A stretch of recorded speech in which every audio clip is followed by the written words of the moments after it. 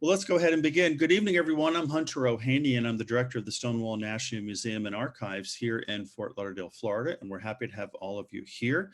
And we're very happy tonight to have Yao Xiao here. Yao, say hello. Hi, everyone. Nice to meet you. Thank you And for having me. And thank you so much for being here. For those of you who don't know about Stonewall, we're located here in Fort Lauderdale, Florida. We're one of the largest LGBTQ libraries in the United States. We have 28,000 volumes in our library, including Yao's book, which is right here. And I have the copy from the library here. And in addition to that, we have an archive, which consists of 2,700 linear feet, or almost 6 million pages of LGBTQ history going back to about 1970 to the present day. We certainly have objects from before 1970, but really the bulk of our holdings are the last quarter of the 20th century to the present day. And if you are around in South Florida, please come by and see us.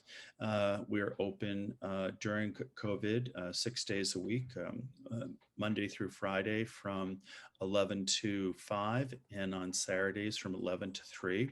We have two exhibitions up right now. One is called The Saint, which was, that exhibition is based upon a disco that was in New York, 2nd Avenue and 6th Street from 1980 to 1988. And it was really kind of the epicenter of gay male culture at that time. And it tells the tale of that particular disco and how everything kind of collapsed as a result of AIDS. It's a fascinating story. And so we're looking at ephemera from our archive, a lot of posters and different things that tell that particular story.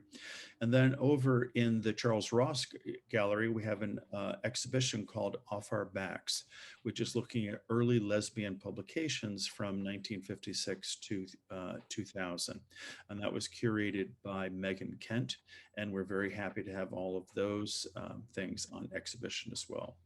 Both of those exhibitions are available through our website at stonewall-museum.org. You can see a virtual version of both of those, as well as curated talks of those. And if you don't get our regular newsletter, now is the time to sign up for it. You can go to the website at stonewall-museum.org, and we'll be sure to send you out a weekly newsletter. We don't ask for money too many times, but we do from time to time. And so we'll be happy to share with you everything that's going on. The series that you're here with tonight began at the beginning of COVID, and this is probably episode 40, 41. We've been doing them nearly every week since COVID started last May here. And you can find them all. Tonight's talk will be recorded and it will be available on the website as well. Just give us a couple days to get it up on there. And the way we structure them, it's really a conversation and opportunity for artists to share their work. And so if you have questions, feel free to throw them in either the chat or the Q&A. We monitor that during everything, and then we'll try to get to those as well. So don't be shy about offering your comments, and we will bring them out during the course of the conversation. Also, I want to say hello to my colleague, Deputy Director Emery Grant, who's behind the scenes here. Emery, say hello. Good evening. Thank you for being here, Yao. Your book is beautiful. Thank you, Emery. And so, Emery, thank you for your help tonight. And so I kind of think that's all of our details here up front. So yeah, how are you?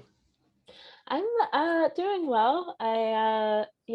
Today was today was a little bit of a challenge because my internet stopped working right when in the morning when I was trying to set it up in my studio in Midtown. So I've traveled back home. It's been very adaptive. But other than that, I'm really, really excited to be talking with you about my comic collection, and it's a huge honor to be included with the Stonewall Archives.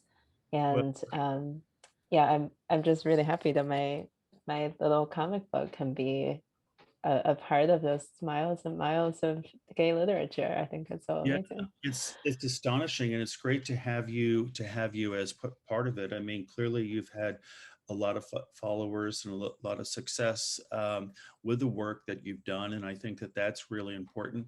First question is, so how have you been surviving through the pandemic? How have things been for you?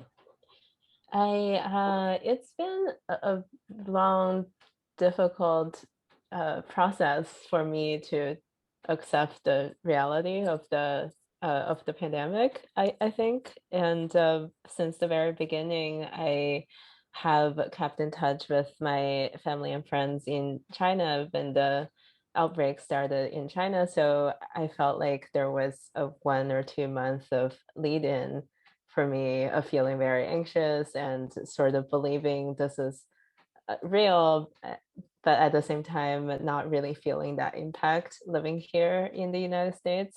Yeah. Um, so I think after the lockdown started happening in this country, it's almost feeling like kind of a slow building of tension and of anxiety and changing my art practice of leaving home to the studio and then coming back home to continue making art. So there's been a lot of different adaptive things that I've been trying to do. I'm a very active person, always trying to figure out things logistically and creatively. So this year has been really, really challenging for me, I think, to have to stay put and take things slowly sometime. So I think on one hand, I've survived very well, have been very lucky and privileged. And on the other hand, I learned so many things about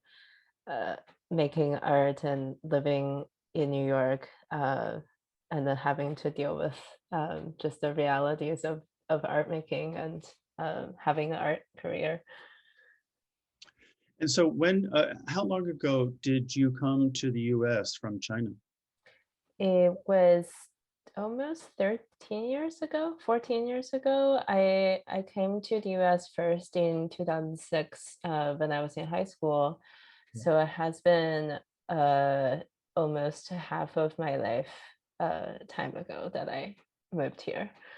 Of course, here you went to school at the School of Visual Arts in New York, which is great. And, your work has obviously been received very well by different publications here in the United States, Publishers Weekly and Ms. Magazine, featured on BuzzFeed, the Washington Post. And I even see here you've been recognized by the Society of Illustrators in New York, which is wonderful to be recognized by them. And so that's all great. So you've been here, and so do you have a fair amount of family still in China?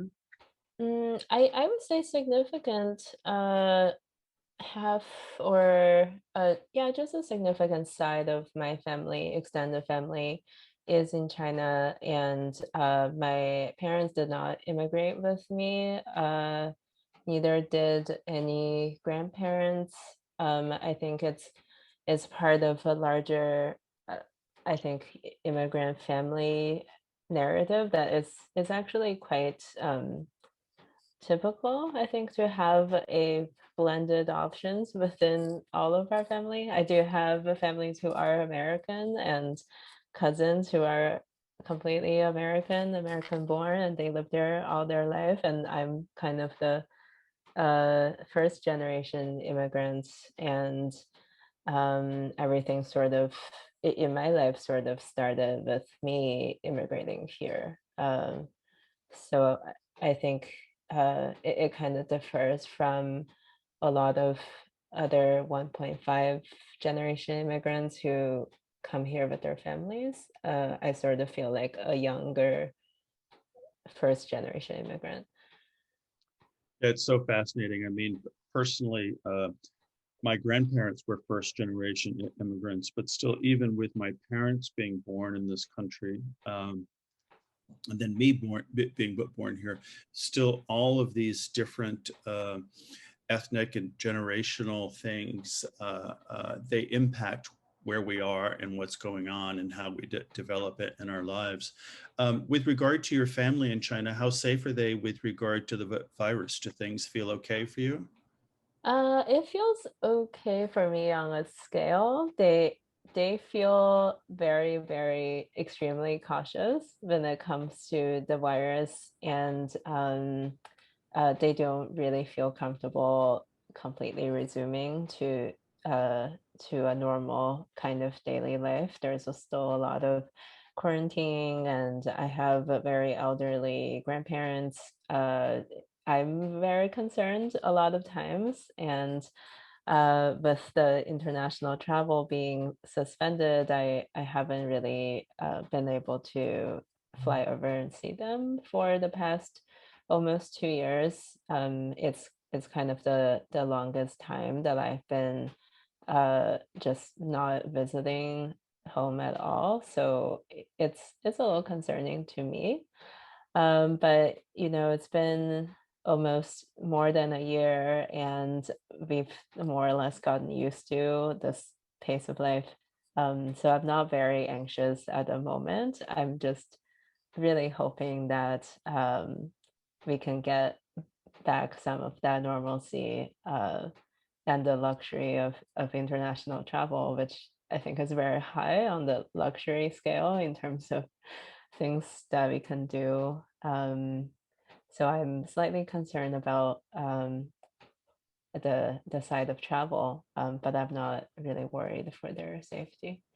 That's well, it's nice to know that the worry is not there. But of course, I'm sure, as all of us, you'd love nothing better than to hug your family and to be with them and to be in the same room with them. Of course, we all miss that so much now, and of course, being so many miles apart, it's a big thing as well too. Well, so you came here in 2006 and you went to school, and so and you've become a wonderful illustrator, but also you've become a great writer and a storyteller. And a lot of it, as we were talking about earlier, is autobiographical, which is nice. And so I have one question that I'll start with regard to the collection. Everything is beautiful and I'm not afraid. There's a lot of personal stuff in this book. Um, Give me a percentage. How much of it is autobiographical and how much of it is fiction? I think 75% is autobiographical and 25% is uh, not made up, but perhaps a little more generalized. And I use proxies or general figures instead of um, real individuals. And I would say 10% are events that did not happen, uh, not in the way that I wrote it. Yeah. Yeah, very, very few things are like completely made up. That's I wasn't really comfortable doing with this Yeah. collection. So what have been your biggest influences for the art form that you use as far as the story and the illustrations? I mean, of course, this comes out, and I've seen it referred to as a comic novel or a graphic novel in certain ways. But I also will say, to my eye, I see it as a series of short stories, of just interlocking stories, which are loosely related, but there is a theme that, of course, that goes through them. But so stepping back a little bit, for this form, what have been some of your influences? Some of my influences very early on is I think Chinese cartoons and paintings. Just from very earlier stages in my life, there are a lot of I think vintage cartoons from the 1940s that were very nice. One cartoon image and a usually it's poetry or some kind of funny or insightful caption that is right next to it. And it's kind of a juxtapose effect that gives the audience a whole artwork. So that is the kind of illustrations that I grew up with, and a lot of other types of comics. I grew up really liking Japanese comics and also American comics and children's books. I think it's the kind of imagery plus text combination that really serves as a very, very powerful and effective storytelling tool. So that's something I have been fascinated with since the very beginning. And as I started reading more literature, I was very influenced by there's a group of poets in China called the Misty Poets, and they write poetry in a way that's very visual and symbolic, but they are not explicit in a way that functions as a call to action or rally cries. I think it's very implicit and elusive at times, and that's why they were coined the term Misty Poets. And that is the type of writing that I became just very affected by. I think there is a sense of beauty in some of the matters that they were talking about that perhaps were deeper, more complicated. But there is a kind of visual beauty that holds them together. And in terms of illustration, I studied illustration and I still feel very self-taught. I think in this comic form, short poems or short stories accompanied with very simple comic imagery. I think that it, I think most strongly identify with some of the uh, just I think old school Chinese scroll paintings that have imagery and poetry, and that's something that I found very unique and visual and continuous, and its relationship between meaning and an image that's set in reality is very they're very elusive. Sometimes you're in someone's mind, and sometimes you're in a realistic setting.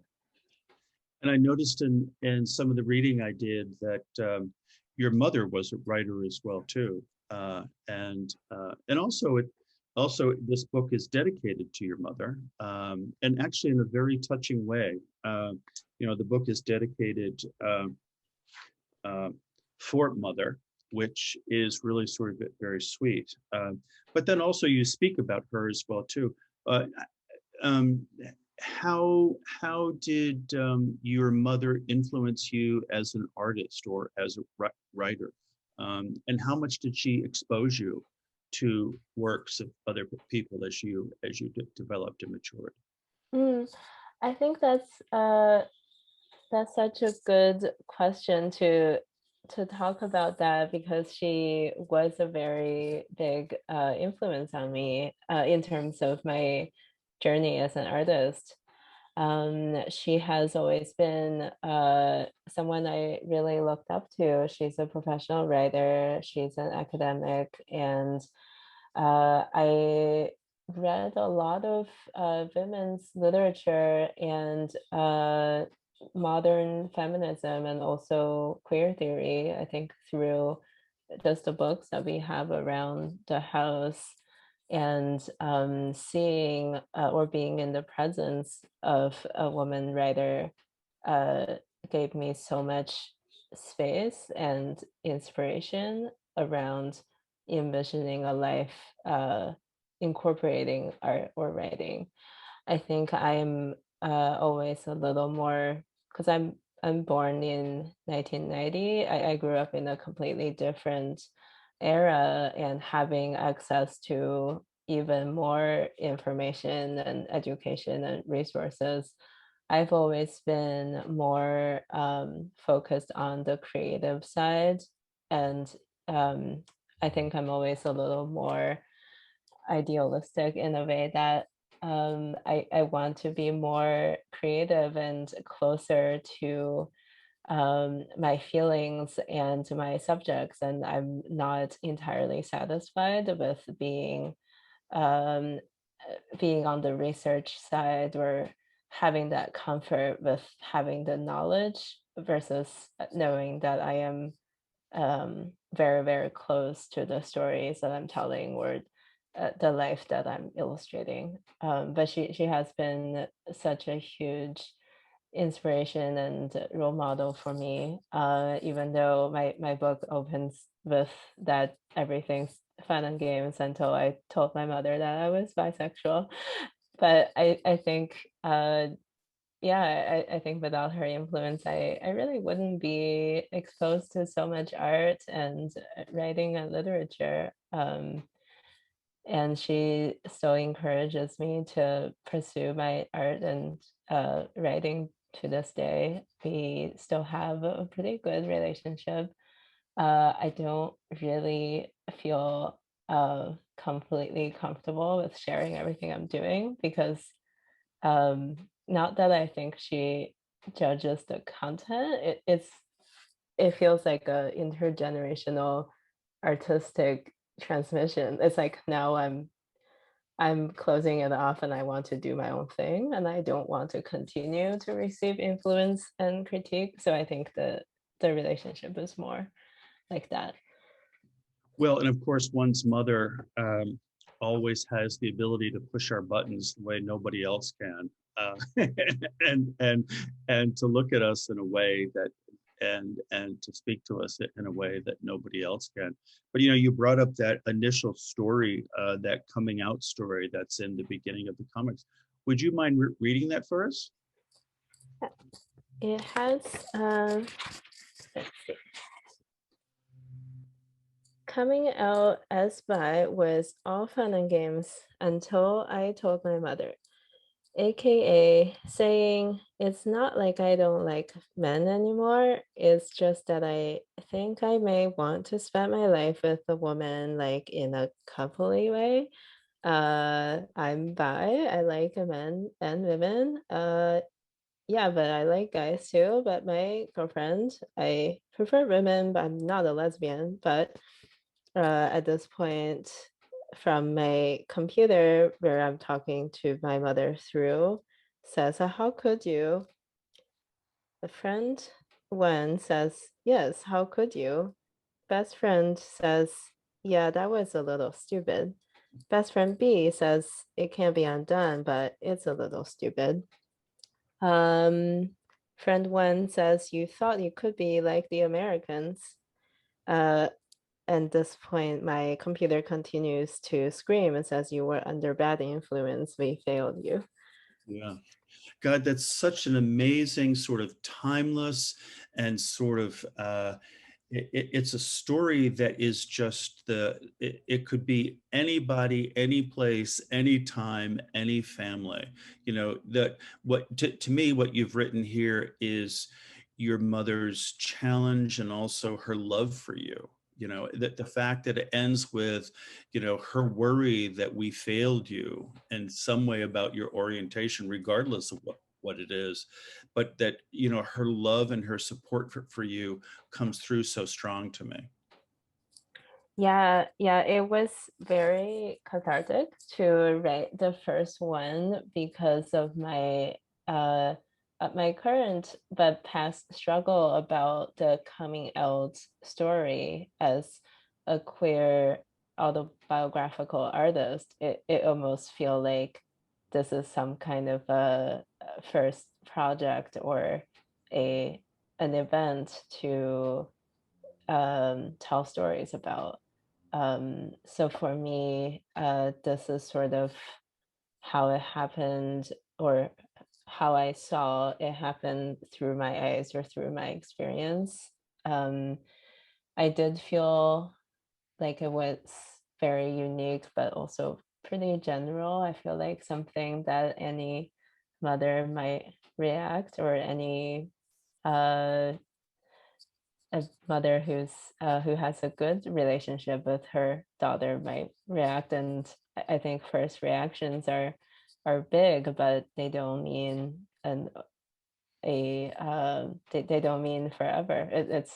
It's a first clash. I think um, that was big and shocking for me and my mom and my friends, to everyone. I think that was something I really wanted to capture, was um, how many different angles can I look at something that felt both big and small for me.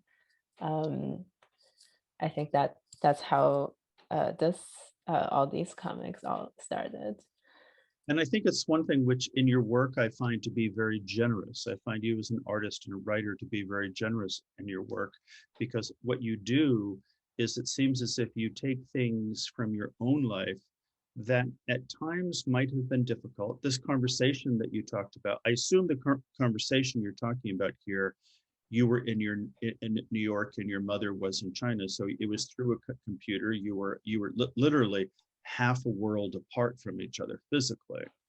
And but here you're telling the story, and you're sharing a particular part of your own experience, but you want the reader to draw something from it that he or she can use with regard to a similar situation. Yeah, I want to be very generous with myself and with people in my life, because I do feel like one moment is, it doesn't mean forever, and something that is said can, we can live through the same question many times for many years after that. So I don't like drawing conclusions, or as an artist, I don't like framing or painting something in a way that is very permanent. I think a lot of the feelings and sentiments in this book, they sort of morph and change and come back. Um, and my feelings about them change. Sometimes I feel very almost hopeless about certain situations, like feeling a loss of identity, or feeling um, betrayed by, I think, a kind of living situation that I set myself up for. Why I and many other people like me, why are we choosing to live so far away from people that we love, or places that we are really familiar with, and in search of what kind of uh, what kind of different shiny things are we looking for? How good can it be? And that added to confronting a lot of lived realities in different new countries, United States, but sometimes some of my readers live in other countries that is just not their home of origin. So what is the thing that we are after? What is so different and so special that we can't get back home, or from the loved ones we already know? Um, so that is something that I continue to think about and question. Yeah. I want to get to another one in a minute, but before we do it, I'd like to switch gears a little bit and talk some about your illustrations, and of course the one behind you. And it is, it's a wonderfully sweet sense that you have in your sense of drawing, and there is certainly a lot of you in this character that's here. How did this character come about? I want to show a little bit about the kind of artwork I was creating right before I started making the first Baopu. And just for Uh, everybody who's here, so just go back one slide if we can. This is the cover of the book that we were talking about, and then if you go to that next and slide, second. So on the left here, this is what we were just reading, the coming out story. yes, Go ahead. I'm sorry. yeah, and these are the first few pages of the book.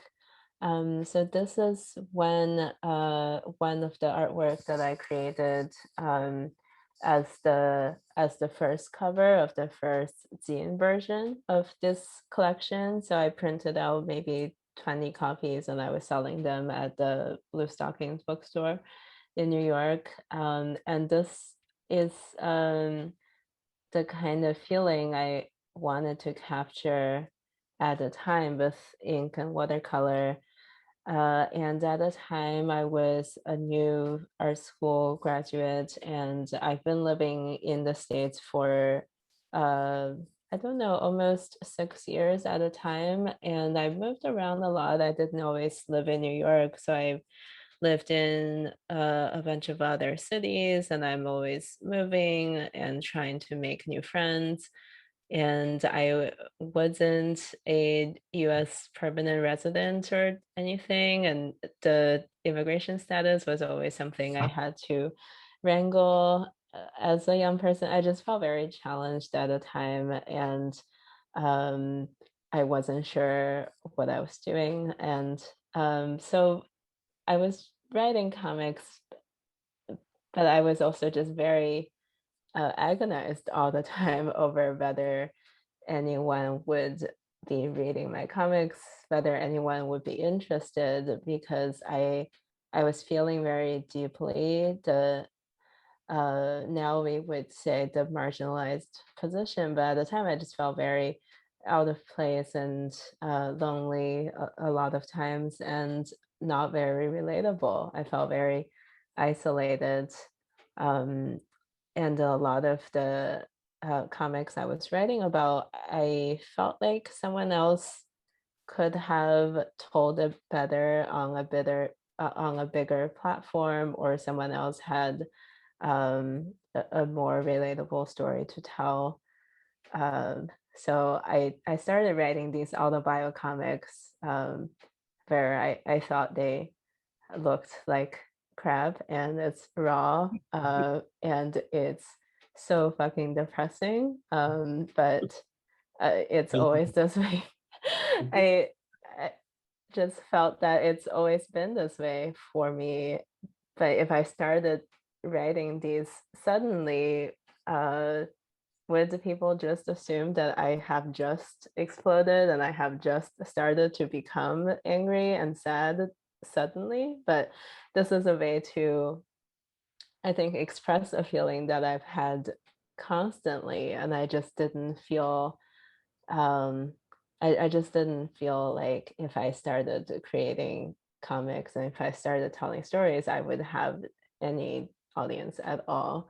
Mm. Um, so these are the artwork I was creating years ago. A lot of them was about I think just isolation and a kind of depression I was trying to treat. Um, and just maybe just a sense of trying to trust myself and trying to trust other people, and trying to make sense of my existence in the world, and thinking whether this isolation um, is it's my responsibility, or is it part of the identities that I carry. And back then I wasn't really sure whether I was just someone who isolates herself, or that my environment was a lot of times hostile and unwelcoming, and people were not as understanding as I thought they would be. I still don't know. It's a constant negotiation, I think, between what part of my life is my own making, and what is part of a system that we're all trying to change. Do you think about what your life would be like in the States versus if you were at this point in your life in China? Because of course, Um, being in a different culture of it, it's I mean, part of what your stories are about are just growing up experiences and just sort of going out and sort of becoming who we are as adults. But then obviously, as you say, some of them are just being in a different culture than what you were used to growing up with.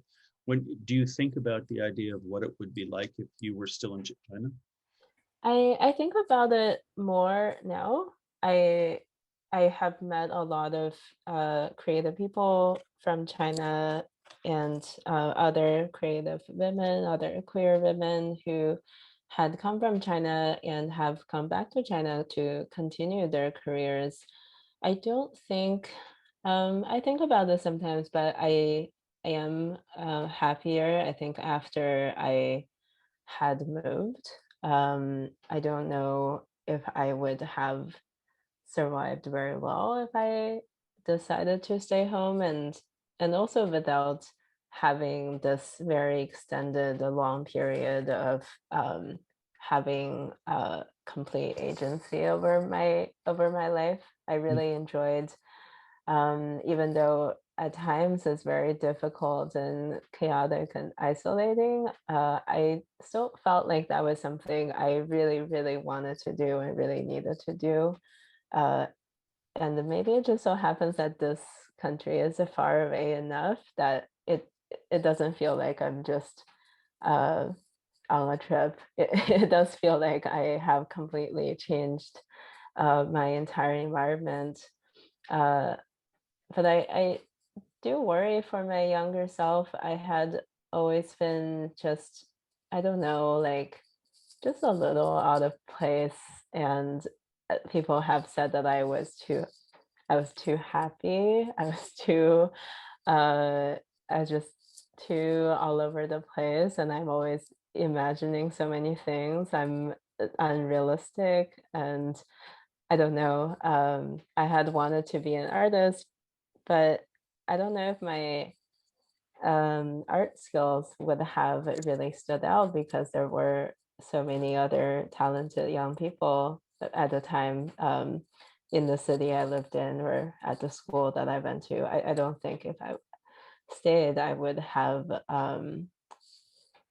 got so much out of growing up. That's my feeling. I would never know something like that. Well, Yeah.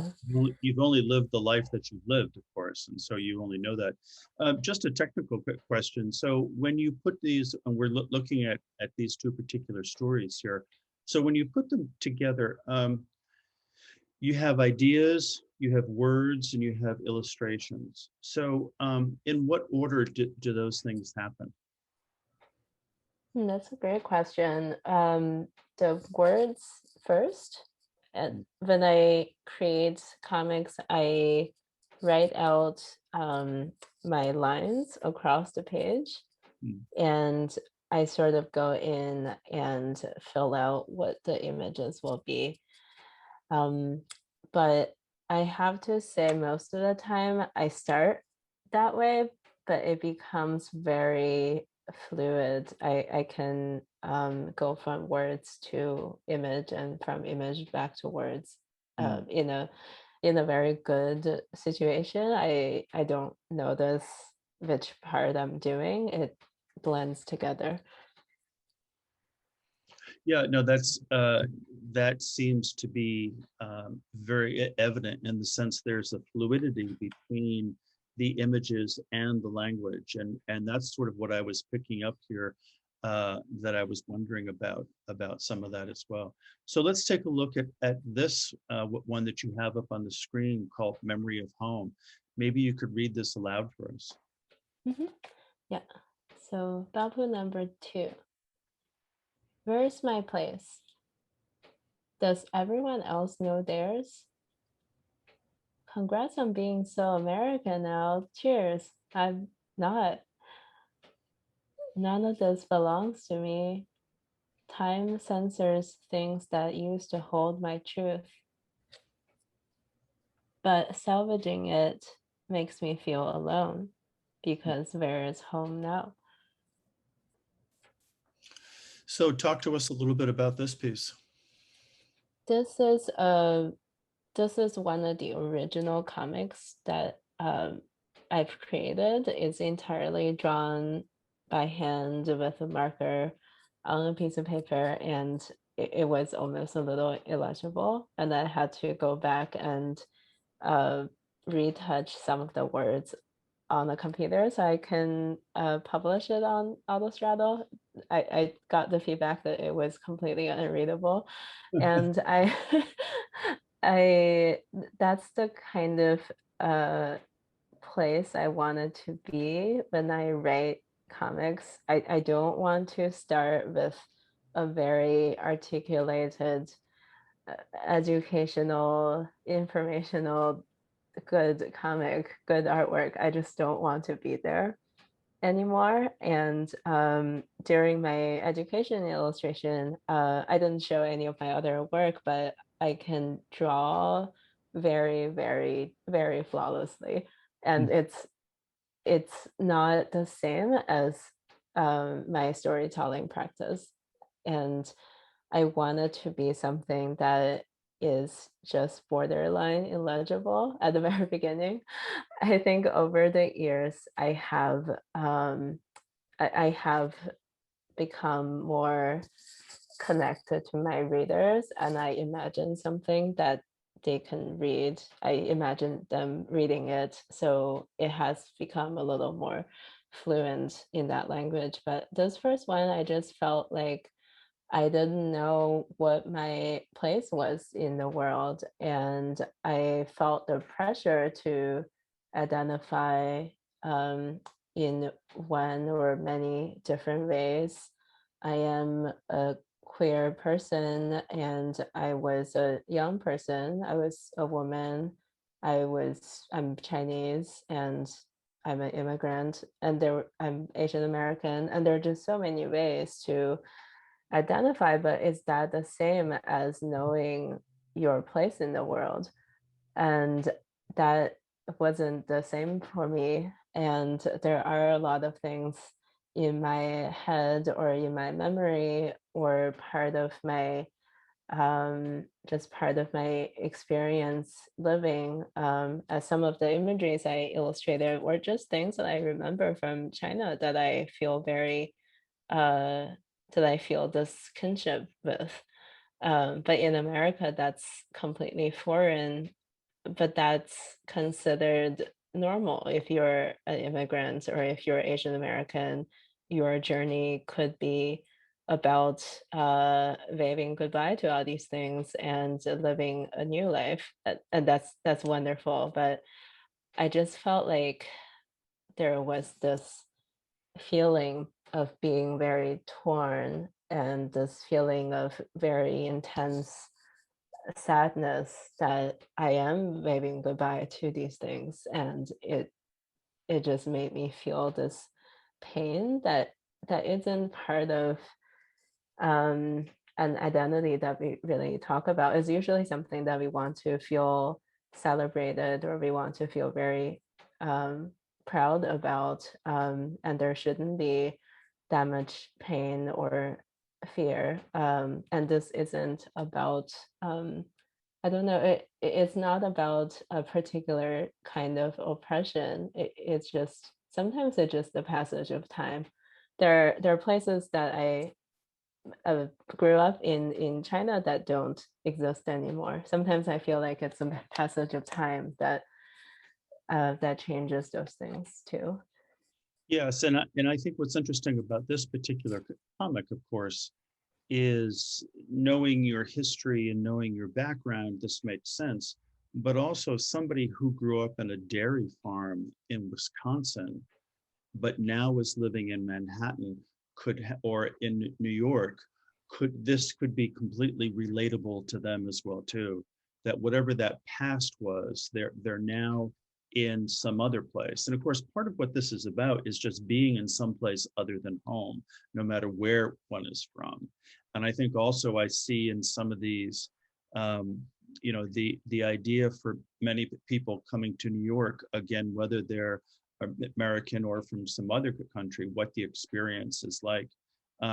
This makes me think of another one that I've tagged in the book, and maybe if you could pull that one on page 17, There Is No More Home. I found this one to be really interesting because what I read in this was it was a very universal experience of what people were looking at. Mhm. I actually have this one queued up to Good. read too. Yeah, let's look at it. Great. Yeah, I'm going to just read through. Okay. There is no more home. Sometimes I feel this loneliness, like I don't have a home. There's no place to go back to, no one to go home to. At the end of all of this, it's just myself, you know? It's true. Once you leave, there's no home anymore. It's just a choice between a place you can't call home and a place to live that is not your own. Incredibly powerful. You know, and again, as I was saying, as I read this, you could be on any train between Brooklyn and New York and see, you know, 100 people who this is what their experience is. Or you could be at any class at SVA or Parsons, or you know, and it's not just being in New York. You could be at a school in San Francisco or Chicago or Dallas or in Beijing. If you were not from China, you could be in different places, and this would be the experience that they were having. And I wonder if that's where if that's a way in which the work has really resonated with so many people, and particularly so many young people. Yeah, I think this was, I thought of this when I was on the M train in Brooklyn, and a friend of mine was visiting, but she's visiting from Chicago, I think. And she's also, uh, yeah, just like me, a student. And we were just talking about how to not go back to China, or maybe we are gonna move to Boston or wherever. And then we were just on this train that's full of other people who, like, who knows where we all live and where we are gonna live eventually, and who cares where we are from. It just felt like we were there are a lot of people that we are just in this transient state. And not only that, it's like you're the only person that really cares about that, because we could have been just walking around in Manhattan, and it's just like those groups of Chinese students you see, or a group of Chinese girls that people see all the time. And I sometimes really wonders if anybody cares at all what they're thinking or where they're going, what their living situation looks like how many relationships they're in, and how did they grow up, and where are they gonna be like 20 years from now? Like, who are these people?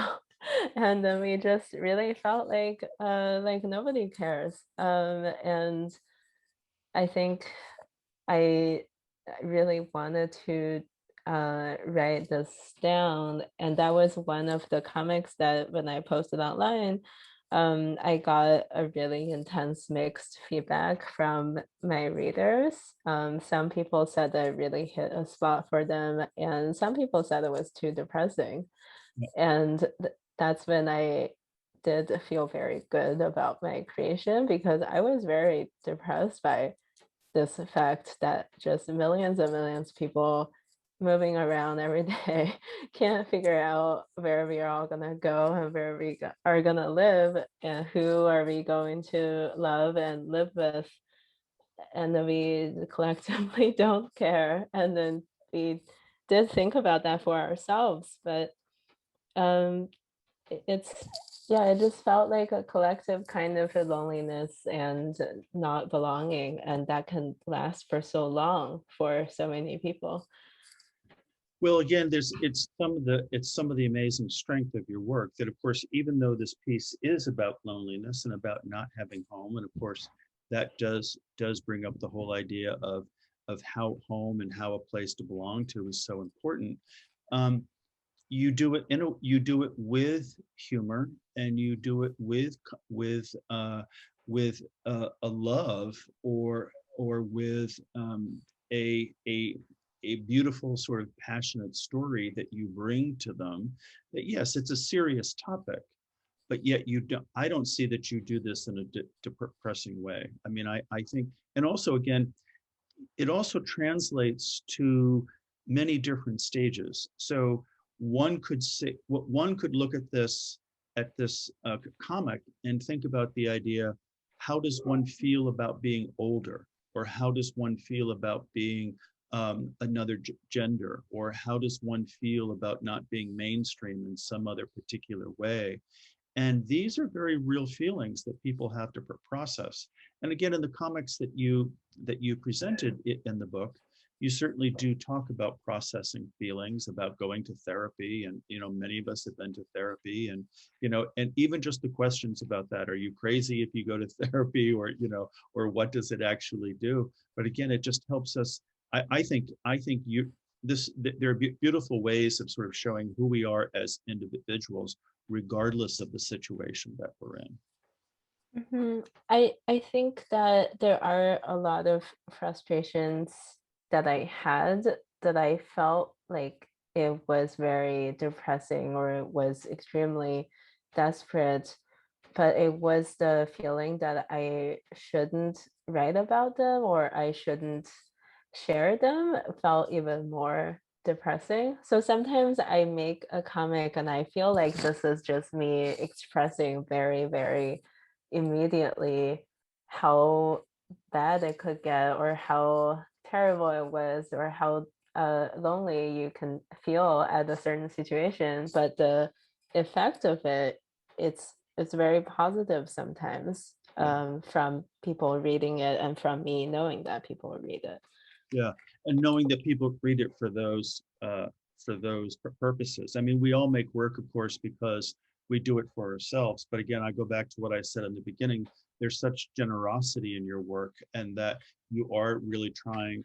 You're not trying to help people through issues. You're just trying to put stuff out there so that they might feel that issues they're working with are not that different than what other people are working with. So, and there's so much commonality. And in some ways too, I mean, a lot of what you speak about here is the idea of cultural connections. And as we know right now in the US, there's a real reckoning going on with that. And we've seen a lot of that recently. But there has been such ability to be born in one culture and travel into another culture, either physically or through the internet or through other ways. And maybe we're not as prepared for those changes. But again, whether it's from China to the United States, or from Wisconsin to New York, I think all of these things are things that people have to deal with. Do you have some more slides queued up for us here? I have some slides I want to show. Let's see. I'm just gonna blow through them. Okay. I have this is another comic that I really liked. That is sort of an answer to that earlier comic. It's very, very positive. I liked being able to make it. It's not how I feel 100% of the time. Uh, and these are some of the Chinese comics I was talking about. Just the kind of this is like the kind of comics I grew up reading, and I was very into this idea of beautiful androgyny people, and these are some of my comic influences. Mm. And this is a later comic. It sort of also echoes our idea that we're all heading from one place to another. And sometimes I think about just my position in this world, and considering the time that I grew up in, just having the ability to do these things. For example, to learn a foreign language and then travel to move to another country, or to have the ability to get on the internet and then see anything, to completely change my mind about issues. Just a lot of these journeys that we are able to make, sometimes I think maybe it's beyond my ability to comprehend. That's why sometimes I have these weird feelings and dreams like I can get on a train and then go to a place in the past or go to a place another place on the planet. This is the last comics that I queued up. It's about this dream that I have that I can just be walking to my grandmother's home. That's just something I think I can do, but I can't understand that I can't. It's just the kind of space-time travel that I have grown up believing that is possibilities. It's something that we can totally do, but now I'm confronting the reality that wow, we actually have limitations. I think that's why sometimes I feel this sadness to let certain possibilities go or to keep pushing for um, a certain kind of life is because uh, I always feel like I can do so much, or there's so much amazing things we can do. And is she still alive today? Your Yeah, grandmother? yeah, Yes. she is. Yeah, she still lives in this apartment. Yeah, I haven't seen her for 2 years, but she's still around. Yeah. And are you able to communicate with her through Zoom or through the internet or anything to say to chat with her? Yeah, I can call her. Yeah, she's very wrapped up in a lot of very exciting news about, I don't know, the pandemic, and sometimes that really dominates the conversation. But yeah, I can check on her for Good. sure. And that's kind of amazing too. I didn't think you could do that. If you moved to another country, you can still see somebody's face in real time, that kind of stuff. Yeah, and of course, you paint such a beautiful picture of what it's like there with the light coming through the French doors and her plants and the cup of tea. And so, what's your next project? What's up for you next? I uh I got into graduate school for writing, so I'm going to study nonfiction writing to really work on maybe a project that's entirely in prose. So that's something I'm really excited to try as a cartoonist for many years. So that's kind of what's up next for me. And where are you going to be going to graduate school? I'm going to CUNY, City College of New York at Hunter College. Great. Well, it's a great program there. I know many people who've gone through that program, so I wish you great luck with the program. And I want to thank you so much for being here with us this evening. It's been a pleasure to talk with you about your work. It's been really just lovely, and I've learned a lot. I'll go back to again what I said in the beginning. You're so generous with yourself and your experiences that you really help people understand themselves. And so thank you for the generosity. We were talking a little bit about autobiographical work, and sometimes we have to put it out there before we're ready to talk about it. But, it's out there. And I think you've done just an amazing job in doing that. And so thank you. I hope if you come to South Florida, you come visit us at the library and archives. And for all of you who are joining us, we're here in South Florida in Fort Lauderdale, Stonewall National Museum and Archives. You can follow all of our talks through our website at stonewall-museum.org. I'd like to say goodnight and say hello to my colleague, Emery Grant, who's back there. Emery, hello, nice to see you again, Emery, thank you. And thank you for putting this all together. And hello to our friends on Facebook.